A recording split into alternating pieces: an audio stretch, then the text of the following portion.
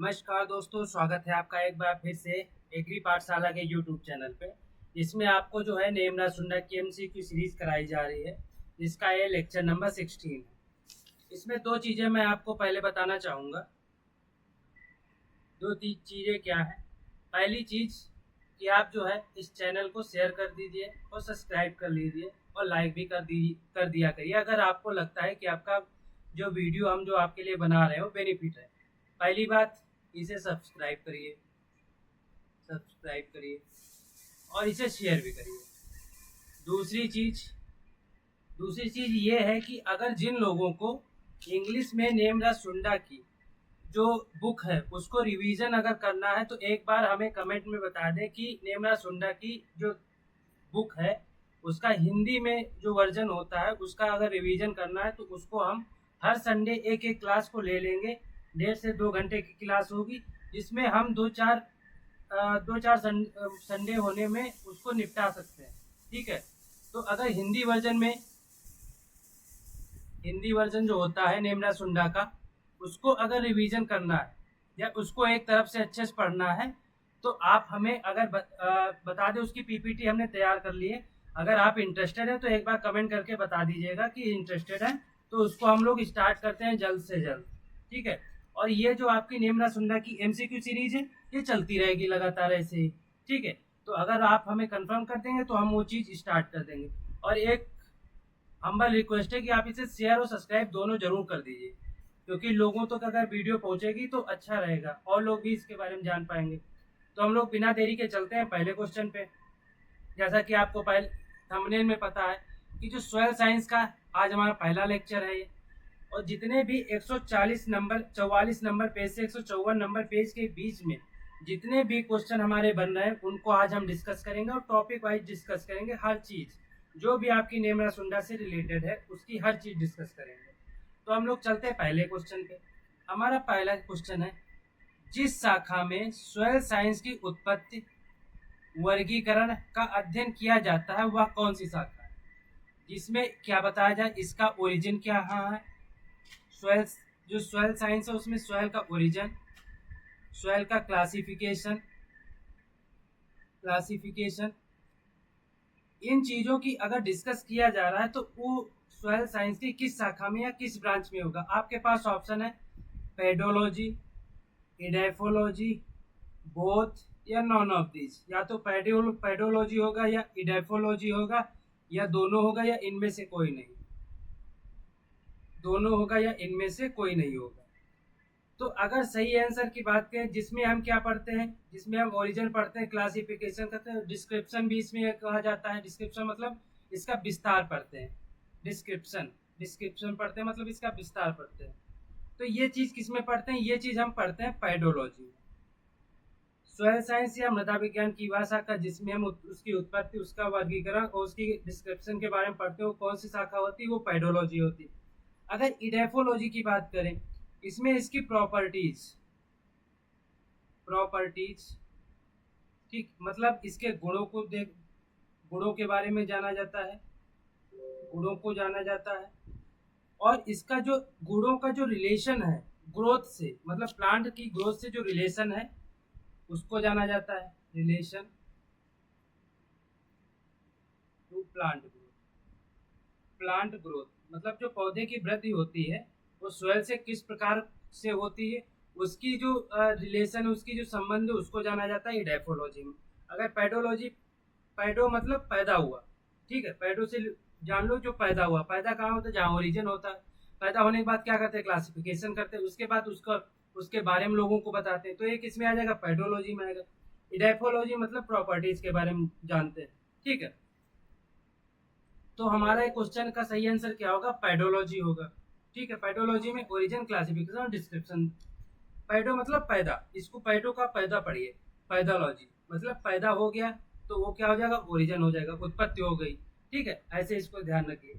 Next हमारा question है, निम्न में से इग्नियस राज जिसे अग्नेय चट्टान बोलते हैं उसके उदाहरण कौन है? आपके पास ऑप्शन है ग्रेनाइट, लाइमस्टोन, ग्रीस या क्वार्ट्ज। आपके पास ऑप्शन क्या है? या तो ग्रेनाइट है, या तो लाइम स्टोन है, या तो ग्रीस है, या तो क्वार्ट्ज है। तो इसका सही आंसर क्या होगा? इसका सही आंसर होगा ग्रेनाइट। ग्रेनाइट कैसी चट्टान का उदाहरण है? इग्नियस रॉक का उदाहरण है। इग्नियस रॉक होती क्या है? चलो हम लोग जानते हैं कि रॉक क्या होती है। रॉक तीन टाइप की होती हैं। जो हमारी चट्टानें होती हैं वो तीन टाइप की होती हैं। पहली कौन सी होती है? तीन टाइप को हम बना लेंगे। तीन टाइप की रॉक्स होती। पहली होती इग्नियस, जिसे हम आग्नेय बोलते हैं, आग्नेय होती है। दूसरी होती है रूपांतरित। कैसी होती है? सॉरी, दूसरी होती है सेडिमेंट्री। सेडिमेंट्री। तीसरी होती है मेटामॉर्फिक। मेटामॉर्फिक होती है, मॉर्फिक होती है। तीसरी होती है मेटामॉर्फिक। आग्नेय चट्टान वो चट्टान होती है जो कि ज्वालामुखी के विस्फोट से बनती है। ठीक है। तो अगर जो ज्वालामुखी का विस्फोट होकर लावा बाहर आके जम जाता है तो वो कौन सी चट्टान होगी? वो बाह्य चट्टान होगी। अगर लावा ठीक विस्फोट हुआ, लावा ज्वालामुखी के अंदर ही रह गया, वहां वो जम गया, धीरे धीरे चट्टान का रूप ले लिया, वो आंतरिक आग्नेय चट्टान होगी। ठीक है। सेडिमेंटेशन का मतलब होता है, सेडिमेंट्री का मतलब होता है कहीं चीज आके जमा हो जाए। क्या होता है सेडिमेंट? सेडिमेंट सुने होंगे ना। सेडिमेंट मतलब कोई कण वगैरह होते हैं, आके धीरे धीरे जमा होते रहते हैं, तो वहां पे धीरे धीरे चट्टान जैसा प्रतीत होने या चट्टान जैसे बन जाती है, तो वो चट्टान कौन सी होती है? सेडिमेंट्री होती है। अगर मेटामॉर्फिक की बात करें तो सेडिमेंट्री और अग्नि दोनों टाइप की चट्टान अगर मिक्स बनती हैं तो वो क्या हो जाती है? मेटामॉर्फिक चट्टान हो जाती है। ठीक है। अगर अग्नि की बात करें तो इसके एग्जाम्पल में कौन आ जाएगा? ग्रेनाइट। और कौन आ जाएगा? एक आ जाएगा बेसाल्ट। क्या आ जाएगा? ग्रेनाइट आ जाएगा, बेसाल्ट आ जाएगा, एक आ जाएगा गैब्रो। गैब्रो साइनाइट। क्या आ जाएगा? बेसाल्ट आ जाएगा, ग्रेनाइट आ जाएगा, गैब्रो आ जाएगा, साइनाइट आएगा। अगर सेडिमेंट्री की बात करें, जो एक जगह से आके दूसरी जगह जम जाती है धीरे धीरे पे चट्टान का रूप, उसमें आ जाएगा लाइम स्टोन। Lime stone. दूसरा आ जाएगा उसमें सैंड स्टोन। Sand stone. तीसरा डोलोमाइट। ये जो उदाहरण होते हैं किसके होते हैं? सेडिमेंट्री रॉक के होते हैं। अगर मेटामॉर्फिक की बात करें तो मेटामॉर्फिक जो होता है उसमें जो ग्रेनाइट से बनता है, क्योंकि ये मिक्स होता है ना, तो ग्रेनाइट से जो बनता है वो क्या होता है? नीस होता है। GNIESS। क्या होता है? नीस होता है। जो किससे बनता है? ग्रेनाइट से बनता है। दूसरा अगर बात करें, दूसरा उदाहरण कौन सा है? मार्बल। मार्बल किससे बनता है? लाइम स्टोन से बनता है। लाइम स्टोन से कौन बनता है? मार्बल बनता है। तीसरा अगर बात करें इसमें कौन आएगा? इसमें क्वार्ट्ज आएगा। क्वार्ट्ज आएगा। क्वार्ट्ज किससे बनता है? सैंडस्टोन से बनता है। किससे बनता है? सैंडस्टोन से बनता है। अगर बात करें स्लेट की, स्लेट की बात करें तो ये किससे बनता है? इसमें एक आता है शेल। तो शेल से क्या बनता है? स्लेट बनता है। तो जो हमारी रॉक होती है कितने टाइप की होती है? तीन टाइप की। आग्नेय चट्टान, सेडिमेंट्री चट्टान, मेटामॉर्फिक चट्टान। अगर आग्नेय चट्टान की बात करते हैं तो इसका उदाहरण कौन सा हो जाएगा? देखो, जो गबरू होता है ना, ठीक है, गबरू जो है, जो बॉय है, गबरू बॉय है, ठीक है, वो जो है ग्रेनाइट और साइनाइट। ठीक है। इसका उदाहरण ऐसे समझ लीजिए, इसमें ट्रिक क्या लगानी है आपको? ग्रेनाइट, बेसाल्ट, गैब्रो और साइनाइट, ये हमारे उदाहरण है किसके? आग्नेय चट्टान के, जिसे इग्नियस रॉक बोलते हैं। सेडिमेंट्री की बात करें, इसमें लाइमस्टोन, सैंडस्टोन, डोलोमाइट और कौन आ जाएगा? एक आ जाएगा सेल।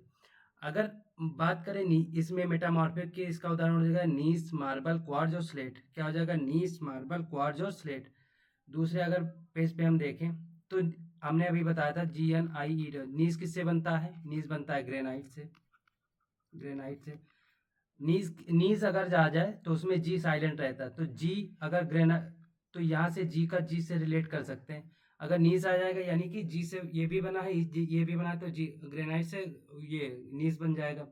दूसरा अगर बात करें मार्बल, मार्बल किससे बनता है? मार्बल बनता है आपका लाइम स्टोन से। किस पे? लाइम स्टोन से बनता है। तीसरा अगर बात करें इसमें क्या आ जाएगा, तीसरे में आ जाएगा क्वार्ट्ज। क्वार्ट्ज ये किससे बनता है, ये सैंडस्टोन से बनता है। किससे बनता है, सैंडस्टोन से बनता है। नेक्स्ट हम बात करें, इसमें आ जाएगा स्लेट। क्या आ जाएगा, स्लेट आ जाएगा। ये किससे बनता है, शेल से बनता है। किससे बनता है, शेल से बनता है। तो ये हमारे जो उदाहरण हैं ये किसके, रॉक्स के हैं। तो अगर हम क्वेश्चन पे चलते हैं तो इसमें इग्नियस रॉक का उदाहरण कौन सा, ग्रेनाइट है। ग्रेनाइट के साथ साथ हमारा बेसाल्ट हो जाएगा, उसके बाद हमारा गैब्रो हो जाएगा, उसके अलावा हमारा साइनाइट हो जाएगा। क्या हो जाएगा, साइनाइट हो जाएगा। अगर लाइमस्टोन की बात करें, ये किसका उदाहरण है, ये हमारा मेटामॉर्फिक का सेडिमेंट्री का उदाहरण है। सेडिमेंट्री रॉक का उदाहरण है, सेडिमेंट्री रॉक का उदाहरण है। और कौन से उदाहरण, जैसे इसमें लाइमस्टोन हो गया, सैंडस्टोन हो गया, सैंडस्टोन हो गया, डोलोमाइट हो गया, लाइमस्टोन, सैंडस्टोन, डोलोमाइट हो गया, आपका शेल हो गया। ये सभी उदाहरण किसके हैं, लाइम सेडिमेंट्री रॉक के हैं। दूसरा हमारा नीस, GNIE, नीस, ये किससे बना है, जी से नीस हो जाएगा, यानी जी से ग्रेनाइट से बना है। एक इसका उदाहरण है। ये मेटामॉर्फिक रॉक का उदाहरण है, मेटामॉर्फिक रॉक का उदाहरण है। अगला बात करते हैं क्वार्ट्ज की। क्वार्ट्ज किससे बना है, क्वार्ट्ज किससे बना है, ये सैंडस्टोन से बना है। सैंडस्टोन, ये भी किसका उदाहरण है, मेटामॉर्फिक रॉक का उदाहरण है। किसका है, मेटामॉर्फिक रॉक का उदाहरण है। तो ये हमारे क्वेश्चन का सही आंसर क्या होगा, ग्रेनाइट होगा। नेक्स्ट हम बात करते हैं, जो हमारा अर्थ है, जो हमारी पृथ्वी, उसमें सबसे ज़्यादा खनिज की मात्रा किसकी होती है। अगर खनिज की बात करें, अर्थ मिनरल की बात करें, तो सबसे ज़्यादा अर्थ मिनरल कौन सा पाया जाता है। आपके पास ऑप्शन है क्वार्ट्ज, फेल्सपार, माइका, या इनमें से कोई नहीं, या नॉन ऑफ दीज। क्वार्ट्ज हो गया, फेल्सपार हो गया, माइका हो गया, नॉन ऑफ दीज हो गया। तो अगर सही आंसर की बात करें तो सबसे ज़्यादा कौन सा इसमें पाया जाता है। आपके पास ऑप्शन है क्वार्ट्ज है, फेल्सपार है, माइका है, और इनमें से कोई नहीं है। तो अगर बात करें, सबसे ज़्यादा इसमें फेल्सपार पाया जाता है। सबसे ज़्यादा कौन सा इसमें अर्थ मिनरल पाया जाता है, फेल्सपार पाया जाता है। कितना पाया जाता है, ये 48% पाया जाता है। कितना पाया जाता है, 48% पाया जाता है। अगर क्वार्ट्ज की बात करते हैं, कितना 36% पाया जाता है। अगर माइका की बात करें, कितना पाया जाता है, 10% पाया जाता है।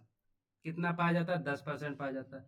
यानी कि सबसे ज़्यादा जो अर्थ मिनरल कौन सा पाया जाता है, वो फेल्सपार पाया जाता है। कितना, 48%। क्वार्ट्ज की बात करें तो ये कितना पाया जाता है, 36% पाया जाता है। अगर माइका की बात करें, कितना पाया जाता है, 10% पाया जाता है। तो अगर बात करते हैं अर्थ मिनरल की, तो हम लोग कुछ चीज़ें समझ लेते हैं। अगर बात करें हम फेल्सपार की, फेल्सपार की बात करते हैं, ठीक है। पहला अर्थ मिनरल मान लो हमने माना फेल्स, कितना पाया जाता है, अभी मैंने आपको बताया 48% का पाया जाता है। कितना पाया जाता है, 48% पाया जाता है। और ये जो है ईजिली वेदर होता है, मतलब सरलता से ये वेदर हो जाता है, मतलब वेदरिंग हो जाता है, मतलब टूट फूट जाता है। इसमें जो टूटना फूटना होता है आसानी से हो जाता है। और ये जो हमारी क्ले सॉइल होती है, क्ले होती है, क्ले सॉइल में हाइड्रोलिसिस आसानी से हो जाता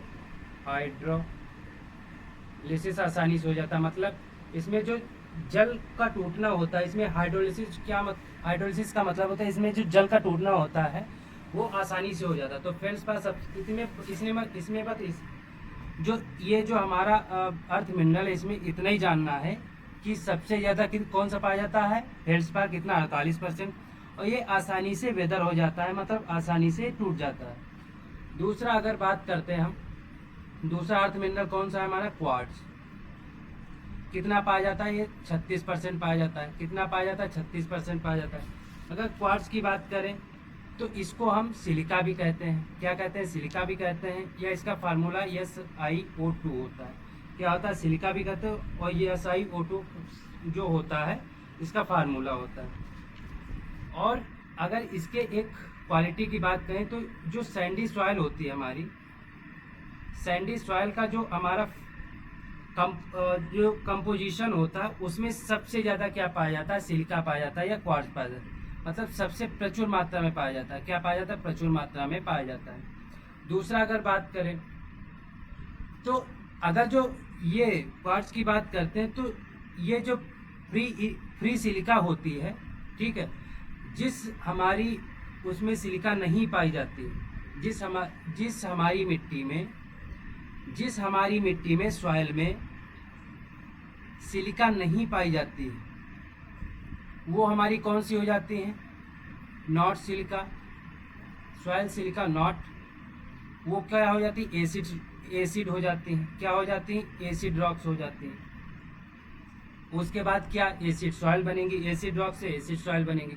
अगर जिसमें सिलिका पाई जाती है, प्रेजेंट होती है सिलिका, वो हमारी कैसी रॉक हो जाएंगी? वो हमारी बेसिक या क्षारीय हो जाएंगी, बेसिक रॉक हो जाएंगी। क्या हो जाएंगी? बेसिक रॉक हो जाएंगी। ये अम्लीय चट्टान हो जाएगी। ये हमारी क्या हो जाएगी? ये हमारी क्षारीय चट्टान हो जाएगी। क्या हो जाएगी? क्षारीय चट्टान हो जाएगी। एक हमारी अम्लीय चट्टान हो जाएगी, एक हमारी क्षारीय चट्टान हो जाएगी। अगर और बात करते हैं तो आपने देखा होगा जो हमारी बेसाल्ट होती है, ठीक है, जो मैंने बेसाल्ट किसका उदाहरण है? अब मैंने इग्नियस रॉक का बताया था। जो हमारी बेसाल्ट होती है बेसिक रॉक होती है। जो बेसाल्ट रॉक होती है वो क्या होती है? वो बेसिक नेचर की होती है। बेसिक मतलब क्षारीय प्रकृति की होती है। क्या होती है? क्षारीय प्रकृति की होती है। क्षारीय प्रकृति की होती है। तो ये कुछ चीज़ें हमें क्वार्ट्ज के बारे में जाननी है, आवश्यक थी, वो मैंने चीज़ें आपको बता दी हैं। अब एक हमारा बचता है माइका, ये भी बहुत इंपॉर्टेंट है। तीसरा हमारा क्या हो जाएगा? तीसरा हमारा हो जाएगा माइका। अगर माइका की बात करते हैं, माइका कितना परसेंट पाया जाता है? 10% पाया जाता है। ये दो टाइप के माइका पाए जाते हैं। एक माइका क्या होता है? एक वाइट माइका होता है और एक माइका होता है हमारा ब्लैक माइका। एक माइका हमारा होता है वाइट माइका, एक हमारा माइका होता है ब्लैक माइका। एक वाइट माइका और दूसरा हमारा कौन सा माइका हो जाएगा? ब्लैक माइका हो जाएगा। कितना परसेंट पाया जाता है? 10% पाया जाता है। अगर वाइट माइका की बात करते हैं, ये आसानी से मोर रेसिस्टेंट होता है। मोर रेसिस्टेंट मतलब अधिक प्रतिरोधी होता है। किसके? वेदरिंग के। वेदरिंग के लिए। किसके लिए? वेदरिंग के लिए। टूटने के लिए, मतलब आसानी से व्हाइट माइका जो होता है टूटता नहीं है। दूसरा अगर इधर ब्लैक माइका की बात करें, आसानी से टूट जाता है। दूसरा अगर बात करें, टूट जाता है, ठीक है, इजीली वेदरिंग होता है। अगर बात करें व्हाइट माइका की तो इसे क्या कहते हैं? इसे पोटास माइका कहते हैं। क्या कहते हैं? पोटास माइका जो होती है वो क्या होती है? वो व्हाइट माइका होती है। और जो हमारी मैग्नीशियम माइका होती है, नीशियम जिसे Mg बोलते हैं, मैग्नीशियम माइका होती है, वो कैसी होती है? ब्लैक माइका होती है।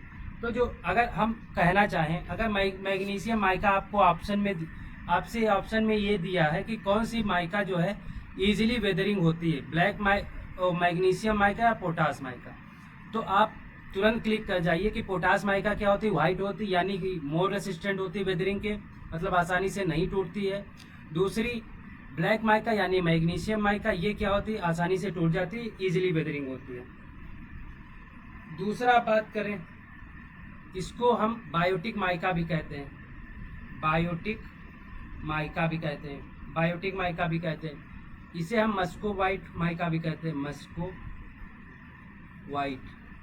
वाइट माइका भी कहते हैं।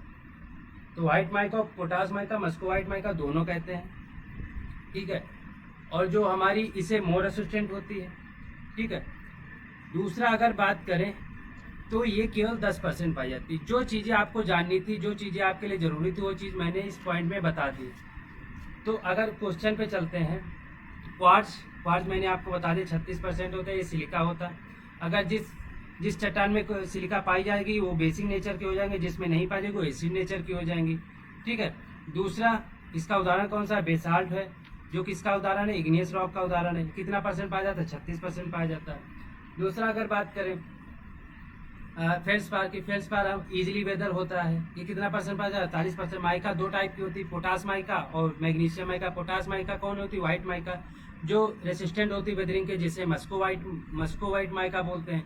दूसरी क्या होती है? दूसरी होती है ब्लैक माइका, जिसे बायोटिक माइका कहते हैं और जिसे मैग्नीशियम माइका कहते हैं। ये आसानी से टूट जाती है।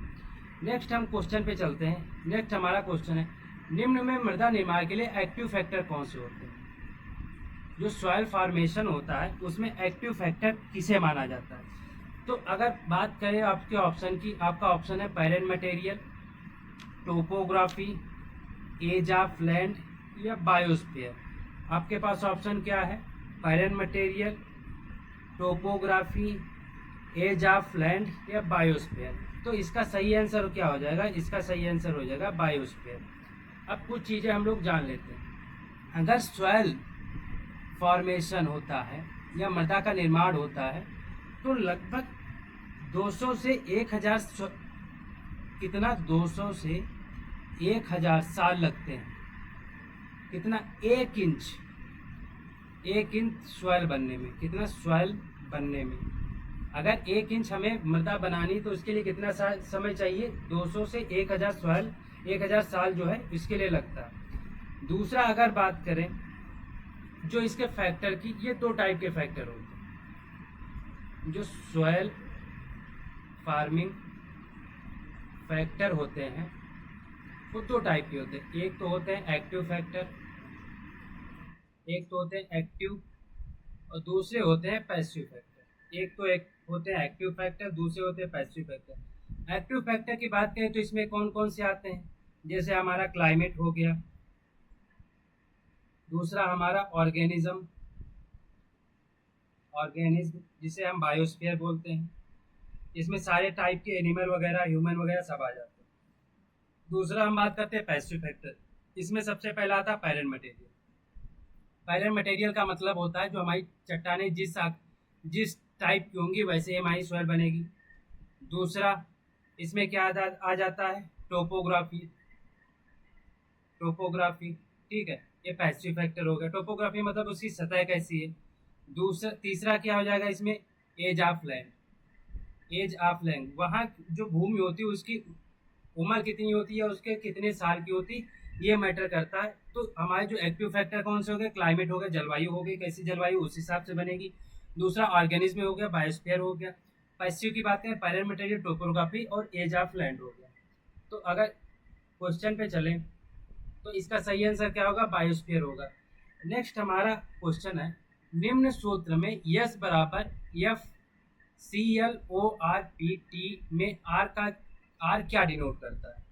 इसे यस बराबर एफ ब्रैकेट क्लोरपिट बोलते हैं। आसानी से इसे बोलने में क्लोरपिट बोल दिया जाता है। क्या बोल दिया जाता है? क्लोरपिट बोल दिया जाता है। अब ये सूत्र किस चीज का? ये सूत्र है सॉइल फॉर्मेशन का। सॉइल फॉर्मेशन का एक हम आइडिया लगाते हैं, ठीक है। सॉइल फॉर्मेशन के बारे में एक हम इक्वेशन लगाते हैं या एक हम सूत्र लगाते हैं। तो वो सूत्र कौन सा है? सॉइल फॉर्मेशन का सूत्र क्या है? यस बराबर एफ ClORP और टी, क्लोरपिट, ठीक। इसमें जो जितने भी वर्ड लिखे हैं वो अलग अलग चीजें डिनोट करते हैं। तो अगर बात करें जो हमारा सूत्र है यस बराबर एफ ClORPT, क्लोरपिट, ठीक है। Cl बराबर ORPT। तो अगर बात करें एक एक चीज की, यस क्या डिनोट करता है? सॉइल फार्मिंग फैक्टर, जिसे हम मृदा निर्माण कारक बोलते हैं। दूसरी बात करें, यफ क्या डिनोट करता है?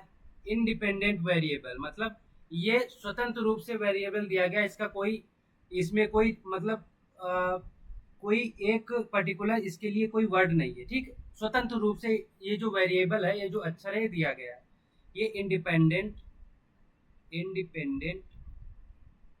वेरिएबल है। अगर बात करें सीएल की, सीएल मतलब तो इसके लिए क्लाइमेट हो जाएगा। क्लाइमेट में पहले क्या आता? सीएल आता, तो ऐसे समझ लीजिए।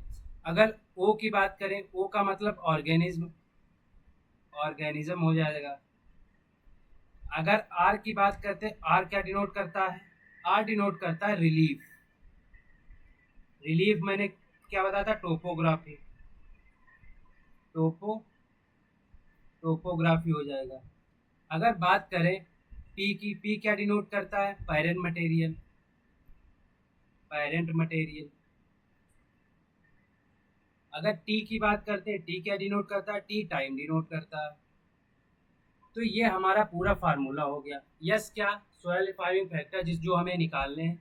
यह जो है इंडिपेंडेंट वेरिएबल होता है, इसका कोई मतलब नहीं होता। सीएल मतलब क्लाइमेट हो गया, सीएल क्या हो गया हमारा? क्लाइमेट हो गया। ओ क्या हो गया हमारा? ऑर्गेनिज्म हो गया। आर क्या हो गया? रिलीफ या टोपोग्राफी हो गया। पी क्या हो गया हमारा? पी हमारा हो गया पैरेंट मटेरियल। टी क्या हो गया हमारा? टी हो गया टाइम, जिसे हम एज ऑफ लैंड वगैरह भी अभी मैंने पढ़ा। तो हमारे पास क्या ऑप्शन है? आर क्या डिनोट करता है? इंडिपेंडेंट वेरिएबल कौन डिनोट करता है? एफ डिनोट करता है। क्लाइमेट सी एल डिनोट करता है। टोपोग्राफी कौन डिनोट करता है? ये आर डिनोट करता है। इसे हम क्या बोलते थे? रिलीफ भी बोल सकते हैं। तो इसका सही आंसर क्या हो जाएगा? टोपोग्राफी या रिलीफ हो जाएगा। अगर पैरेंट मटेरियल की बात करते हैं, ये पी डिनोट करता है। ठीक है। तो जो सॉइल फार्मिंग फैक्टर का एक इक्वेशन या सूत्र दिया गया है वो कौन सा है? एस बराबर एफ क्लोरपिट। ठीक। नेक्स्ट हम बात करते हैं किस संस्तर में इल्यूविएशन संस्तर बोला जाता है? किस संस्तर को इल्यूविएशन संस्तर बोला जाता है? ठीक है। आपके पास ऑप्शन ओ हॉरिजन, ए हॉरिजन, बी हॉरिजन और सी हॉरिजन। ओ हॉरिजन, ए हॉरिजन, बी हॉरिजन और सी हॉरिजन। अगर बात कर, अगर हम मृदा को क्षैतिज रूप से काटते हैं, ठीक है, तो उसमें कई स्तर दिखाई देते हैं। उन स्तरों को क्या बोला जाता है? उन स्तरों को हॉरिजन बोला जाता है। क्या बोला जाता है उन स्तरों को? हॉरिजन। जैसे मैं आपको बताता हूँ, जैसे मान लिया हमने बनाया एक सॉइल, ये हमारी सॉइल का टुकड़ा हमने काटा। ठीक। इस सॉइल का टुकड़ा हमने काटा, ये एक हमारा हो गया हॉरिजन। ठीक।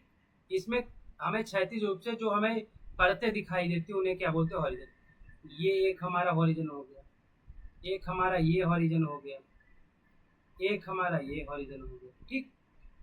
तो कौन कौन से हॉरिजन हो गए? इसको हमने डिनोट कर दिया ओ हॉरिजन, इसको हमने डिनोट कर दिया ए हॉरिजन, इसको डिनोट कर दिया बी हॉरिजन, इसको सी और इसको हमारा डी हॉरिजन। ठीक।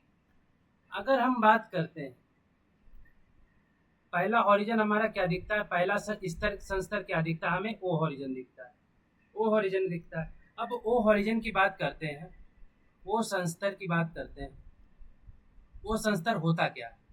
इसे वर्जिन, इसमें जो सॉइल पाई जाती है इस सॉइल को क्या बोलता है? वर्जिन सॉइल बोलते हैं, वर्जिन सॉइल बोलते हैं। वर्जिन सॉइल का मतलब क्या होता है? जिस सॉइल पे, जिस मृदा पे कभी भी कर्षण क्रियाएं या जुताई गुड़ाई जैसी कोई भी क्रियाएं नहीं की गई हो, वो सॉइल कौन सी हो जाती है? वो सॉइल हमारी वर्जिन सॉइल हो जाती है। ठीक है।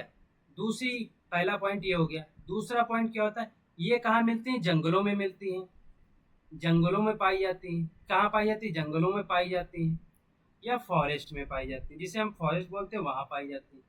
ठीक है। तीसरा हो गया, इसमें जो है इस संस्तर में जो है ऑर्गेनिक मैटर जो है, ऑर्गेनिक मैटर जो है प्रचुर मात्रा में प्रेजेंट रहता है। प्रचुर मात्रा में प्रेजेंट कैसे रहता है? क्योंकि जब जंगल में मृदाएं जो ये संस्तर पाया जाएगा, तो इस संस्तर में जो है, जो हमारे पेड़ होते हैं जंगल के, वहाँ जब पत्तियां सूखती हैं, टहनियाँ सूखती हैं और धीरे धीरे नीचे गिर जाती है, जब गिर जाती है तो वहीं धीरे धीरे सड़ने लगती, सड़ के फिर वहाँ पे जो ऑर्गेनिक मैटर बन जाता है, ऑर्गेनिक मैटर से वहाँ पे न्यूट्रिएंट वगैरह भी अच्छा खासा होता है। इसीलिए ऑर्गेनिक मैटर की वहाँ पे ज़्यादा वो प्रचुरता पाई जाती है, मात्रा पाई जाती है। नेक्स्ट हम बात करते हैं ए संस्तर की। इसको कैसे डिनोट करते हैं? इसे इस तरीके से डिनोट कर देते हैं। ये कैसा संस्तर हो जाएगा? ये ए संस्तर हो जाएगा। अब ए संस्तर की बात करते हैं। क्या करते हैं? ए संस्तर की बात करते हैं। पहला तो हमारा क्या होगा? ओ संस्तर। दूसरा हमारा क्या होगा? ए संस्तर हो जाएगा। इस संस्तर की बात करते हैं, इस संस्तर को क्या बोला जाता है? इल्यूविएशन। इल्यूविएशन क्या बोला जाता है? इल्यूविएशन होता है। इल्यूविएशन का मतलब क्या होता है? इसमें जो है वॉशिंग आउट होता है, वॉशिंग आउट होता है। अब वॉशिंग आउट का क्या मतलब होता है? वॉशिंग आउट का मतलब ये होता है जो कि हमारे मिनरल्स होते हैं, ठीक है, जो हमारे मिनरल्स होते हैं यहाँ से वॉश आउट होके, मतलब वॉश आउट हो मतलब पानी के साथ इस संस्तर से निकल के बी संस्तर में चले जाते हैं। कहाँ चले जाते हैं?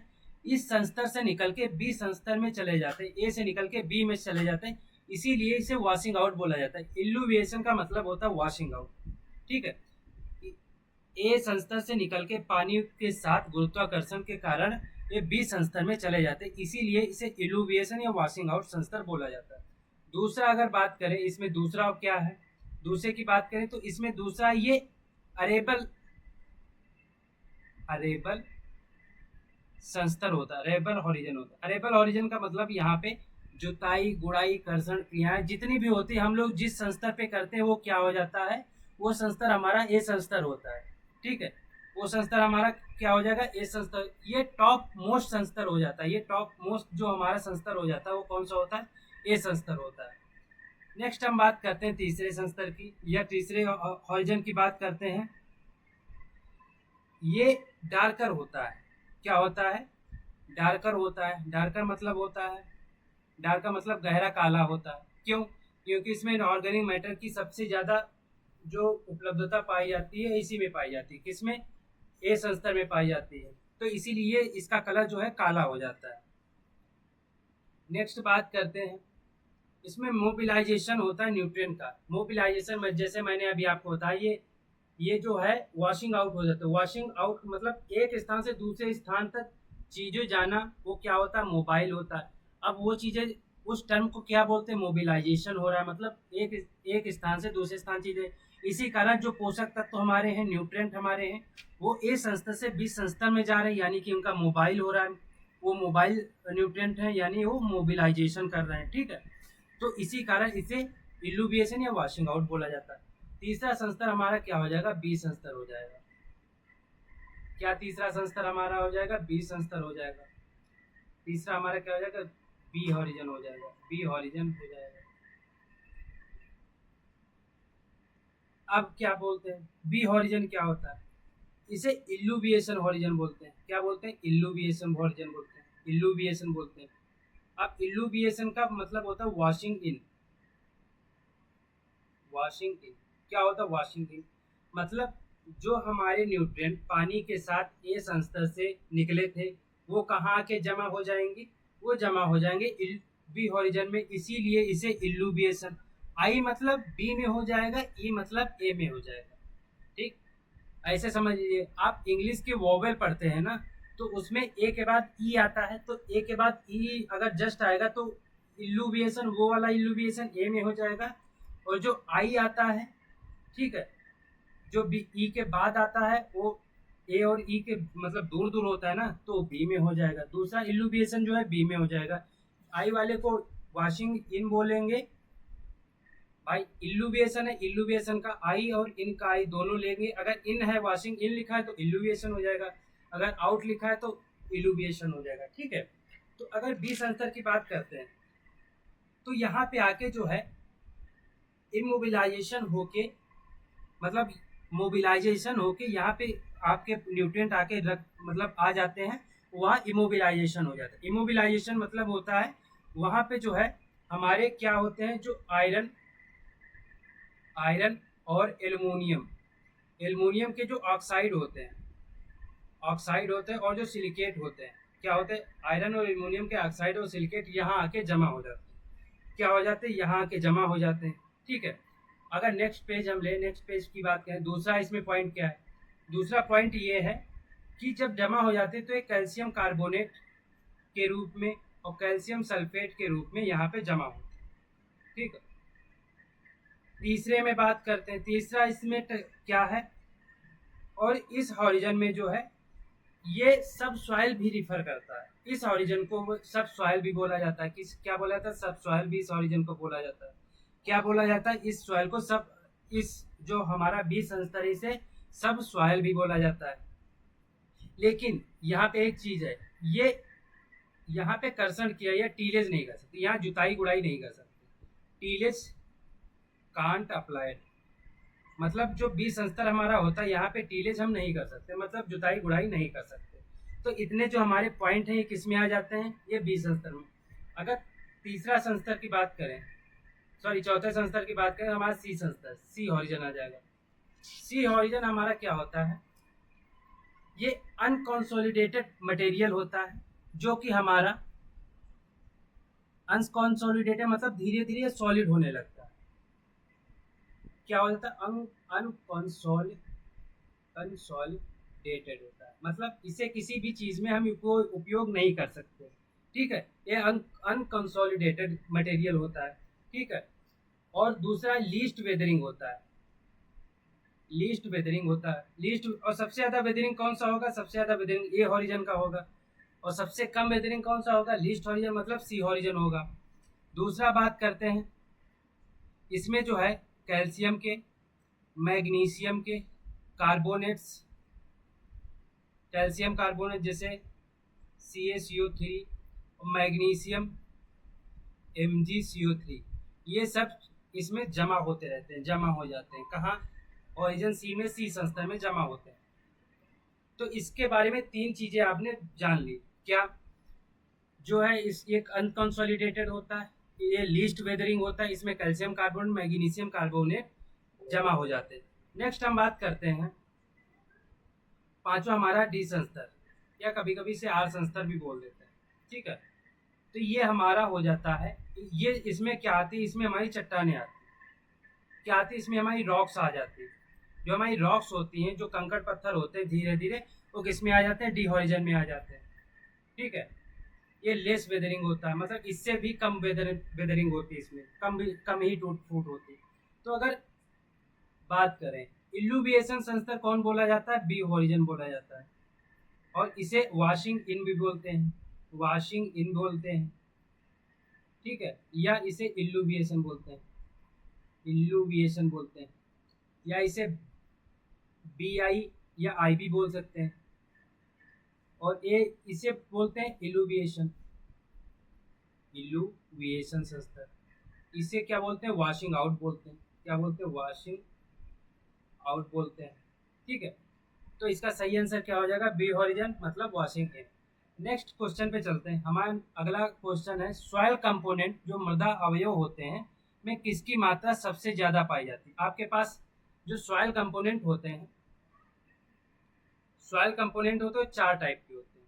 कितने टाइप के होते हैं, वो चार टाइप के होते हैं। कौन कौन से, एक होता है हमारा सॉइल मिनरल, एक होता है सॉइल एयर, सॉइल वाटर या ऑर्गेनिक मैटर। एक होता है हमारा soil mineral, soil water, soil organic matter. अगर बात करें सॉइल मिनरल की, ये मिनरल हो गया, ये ऑर्गेनिक मैटर हो गया, ये सॉइल एयर हो गया, ये सॉइल वाटर हो गया, सॉइल वाटर हो गया, या मृदा जल हो गया। ठीक है, अगर अवयव की बात करें तो लगभग 45%, 45% जो है पाया जाता है मिनरल, 5% जो है हमारा क्या पाया जाता है, ऑर्गेनिक मैटर, 25% सॉइल एयर पाई जाती है, और 25% क्या पाया, सॉइल वाटर पाया जाता है। 25% सॉइल एयर पाई जाती है, 25% सॉइल वाटर पाया जाता है। तो अगर सबसे ज्यादा, तो इसमें कौन सा, हमने क्वेश्चन आपसे क्या पूछा, सबसे ज्यादा सॉइल मृदा अवयव कौन सा पाया जाता है, सबसे ज्यादा पाया जाता है सॉइल मिनरल। कितना, 45%, 25%, वाटर 25%, ऑर्गेनिक मैटर 5%। ठीक, तो 100 कितना हो जाएगा, ये पूरा 100% हो जाएगा, 100% हो जाएगा। 100% सबसे ज्यादा मिनरल पाया जाता है। नेक्स्ट क्वेश्चन पे चलते हैं। हमारा सॉइल टेक्सचर क्या बोलते हैं, जो हमारी सॉइल प्रॉपर्टीज होती है। ठीक है, जो उनकी विशेषताएं होती, जो उनके गुण होते हैं, उसमें एक हमारा सबसे पहला आता है सॉइल टेक्सचर। सॉइल टेक्सचर की विशेषता क्या होती है, सॉइल टेक्सचर की हम बोलते हैं विशेषता क्या होती है। आपके पास ऑप्शन है, कांट बी चेंज, इसे बदला नहीं जा सकता, बदला नहीं जा सकता, नहीं जा सकता, बदला जा सकता है, बदला जा सकता है, या दोनों, बदला जा सकता है या दोनों, बदला भी नहीं जा सकता और बदला भी थोड़ा बहुत जा सकता है, या इनमें से कोई ना बदला जा सकता, ना इसे ना तो बदला जा सकता और ना ही इसे कभी इसे सही किया जा सकता। तो इसका सही आंसर होगा कांट बी चेंज। जो हमारा सॉयल टेक्सचर होता है उसे कभी भी बदला नहीं जा सकता। क्या कहते हैं उसे? उसे कभी भी बदला नहीं जा सकता। जो सॉयल टेक्सचर होता है हमारा उसे कभी भी बदला नहीं जा सकता। सॉयल टेक्सचर होता क्या है? अगर सॉयल टेक्सचर की बात करें, सॉयल टेक्सचर की बात करें तो जो सॉयल पार्टिकल का साइज होता है, जो मृदा कणों का आकार होता है, उसे क्या कहते हैं? उसे कहते हैं सॉयल टेक्सचर। जो मृदा कणों का आकार, मृदा कणों का आकार क्या हो कहलाता है? सॉयल टेक्सचर कहलाता है। मृदा कणों का आकार क्या कहलाता है? सॉयल टेक्सचर कहलाता है। अगर बात करें इसे बदला नहीं जा, दूसरी विशेषता क्या है इसकी? बदला नहीं जा सकता है। क्या होता है? बदला नहीं जा सकता है। और अगर बात करें जो सॉयल टेक्सचर है उसे जो नॉर्मली किस तरीके से हम जानते हैं कि किस टाइप का सॉयल टेक्सचर है, तो उसे फील करते हैं, मतलब उसे touch and feel touch and feel method से जानते हैं। टच एंड फील मतलब उसे टच करते हैं, उससे फील करते हैं कि किस प्रकार का सॉयल टेक्सचर होगा। जैसे हम लोग बलुई मिट्टी उठाते हैं तो लगता है ना ये बालू वाली जैसी होगी, जैसे चिकनी मिट्टी उठाते हैं भारी होती है वो लगता है चिकनी मिट्टी होगी। ऐसे ही हम जानते हैं कि उसे टच करते हो फील करते हैं कि कैसा टेक्सचर होगा। तो अब इसकी विशेषता की अगर सही ऑप्शन की बात करें तो क्या इसका सही ऑप्शन होगा? सही ऑप्शन इसका क्या होगा? कांट बी चेंज, इसे बदला नहीं जा सकता। नेक्स्ट अगर बात करें क्ले सॉइल में क्ले पार्टिकल की मात्रा का % कितना होता है? अगर हमें क्ले सॉइल बनानी है, मतलब चिकनी मिट्टी हमें बनानी है, तो उसमें जो क्ले पार्टिकल होंगे, जो मृदा क्ले कणों का आकार मतलब का प्रतिशत जो है कितना होता है?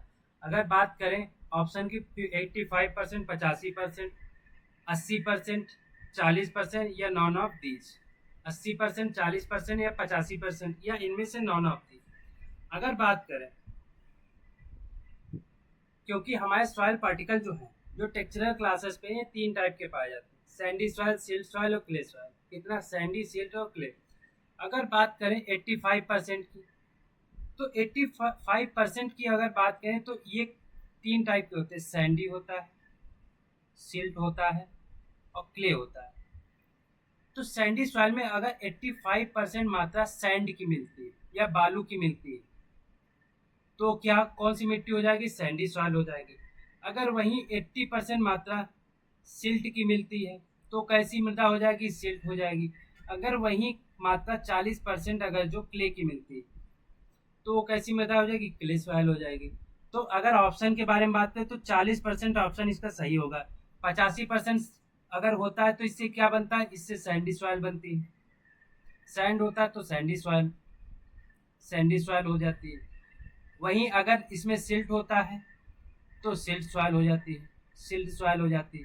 यही इसमें अगर 40% क्या होता है? क्ले होता है, तो ये क्या बन जाती है? क्ले सॉइल बन जाती है। क्या बन जाता है? क्ले सॉइल बन जाता है। दूसरी पॉइंट अगर हम बात करते हैं कि अगर जो पोर स्पेस की बात करते हैं, पोर स्पेस क्या होता है? जो मृदा के कणों में अवकाश होता है, अवकाश का मतलब जो जगह होती है वो क्या होता है? पोर स्पेस होता है।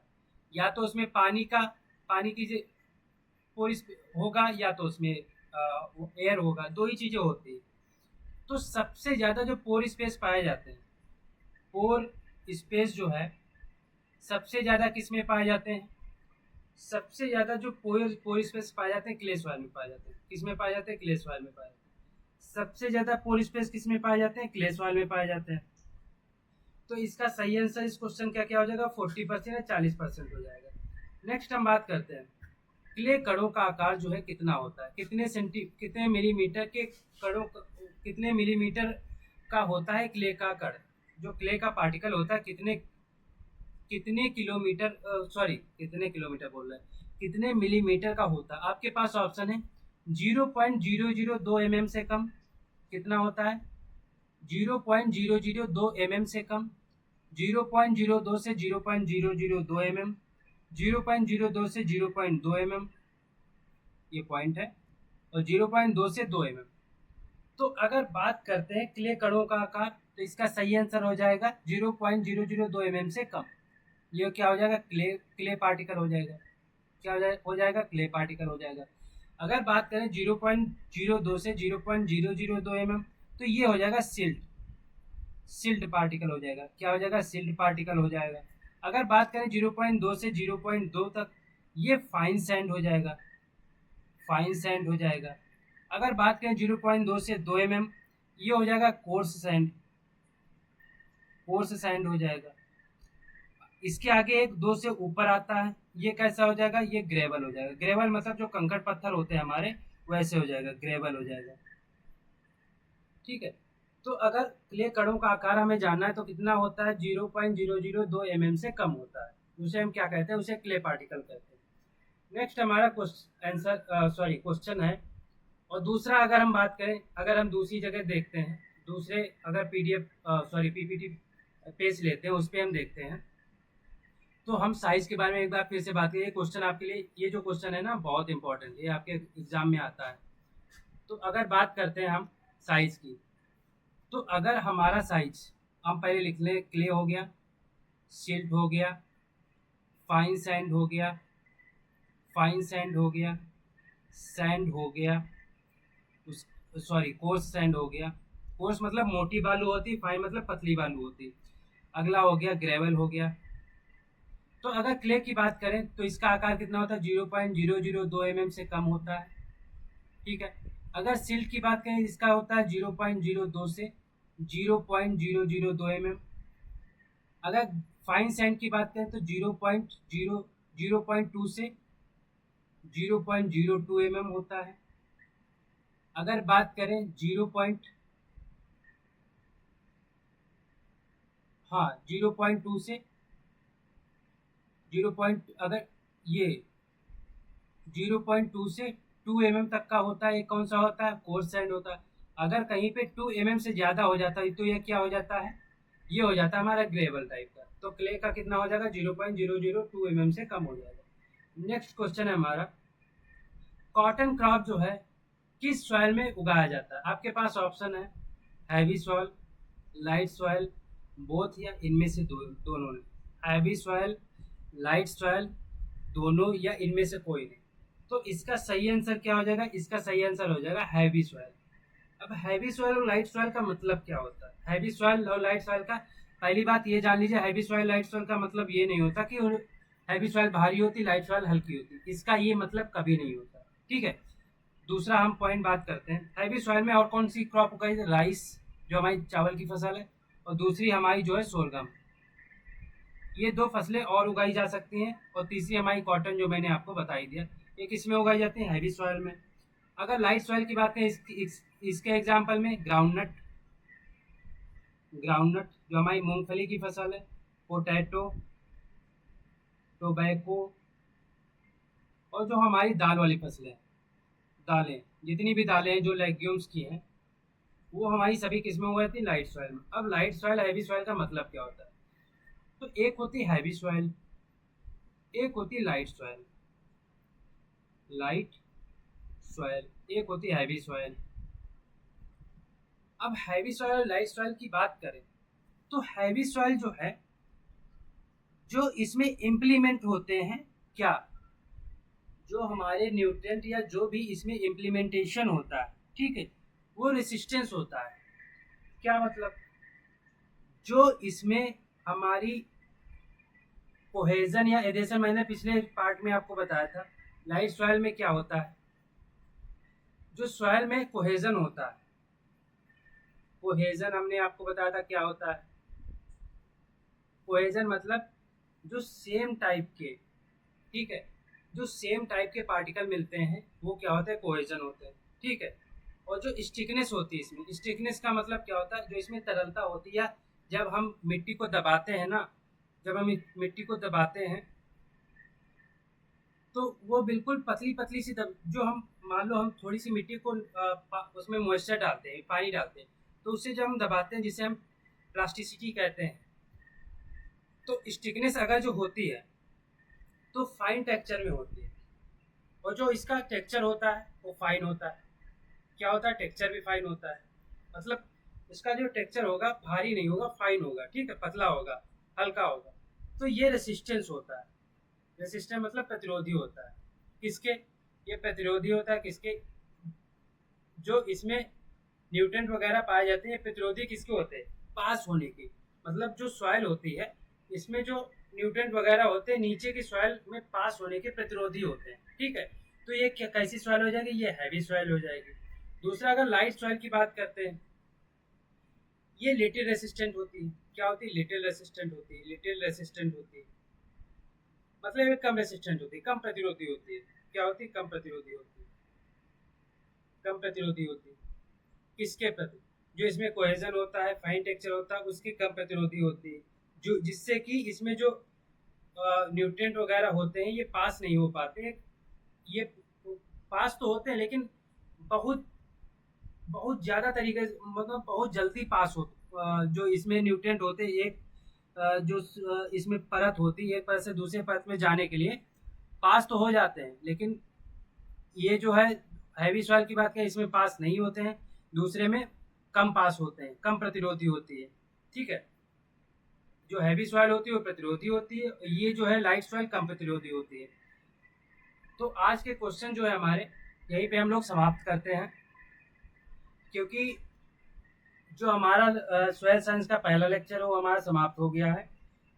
तो इसी तरीके से आप लोग इसे शेयर करते रहिए और चैनल को सब्सक्राइब जरूर करते रहिए, क्योंकि बहुत सी चीज़ें हम आपके लिए, जो हमारा, अगर आप लोग AGTA की प्रॉपर ही तैयारी कर रहे हैं तो उसके लिए हम आपके लिए यूपी स्पेशल का भी इसमें सोच रहे हैं कि 1-2 क्लासें ले लें, जिससे कि आपको बेनिफिट हो जाए। स्टैटिक जीके वगैरह जो यूपी स्पेशल है उसको ले लें। दूसरा, अगर हम चाह रहे हैं कि आपको नेम ना सुनना की जो हिंदी वर्जन है उसकी सीरीज स्टार्ट कर देते हैं। जो हमारा रिवीजन की सीरीज़ है उसकी हम सोच रहे स्टार्ट कर देते हैं, जो आपको बेनिफिट देगा जो हर एग्ज़ाम में आने के लिए एग्रीकल्चर के। तो अगर जो आप इंटरेस्टेड हैं तो एक बार कमेंट कर दीजिए कि आप लोग इंटरेस्टेड हैं, तो हम लोग स्टार्ट करते हैं। नहीं तो मंडे से स्टार्ट कर देंगे, 1-2 क्लासें अल्टरनेट डेज पे हम लोग लेते रहेंगे, तो उससे सही रहे। लेकिन ये सीरीज जो है आपकी चलती रहेगी, इसको शेयर भी करते रहिए और लोगों से बोलिए सब्सक्राइब भी चैनल कर लें। ठीक है, और लाइक भी करते रहिए, क्योंकि आपके लिए बहुत सी चीज़ें हम खुद से ही बना के लाते हैं। ये जो क्वेश्चन है ना, हम पहले लिखते हैं, उसके बाद खुद ही टाइप करते हैं और खुद से बना के लाते हैं। तो इसका तो कुछ ना कुछ बेनिफिट होना चाहिए। बस 2 सेकंड का काम होता है, सब्सक्राइब करने का, शेयर करने का और लाइक करने का। ठीक है, तो इसको करते रहिए और अच्छे से पढ़ाई करते रहिए। तो हम लोग यहीं पे आज अपना सेशन एंड करते हैं। मिलते हैं अगली क्लास में, तब तक के लिए धन्यवाद। आपका दिन शुभ हो।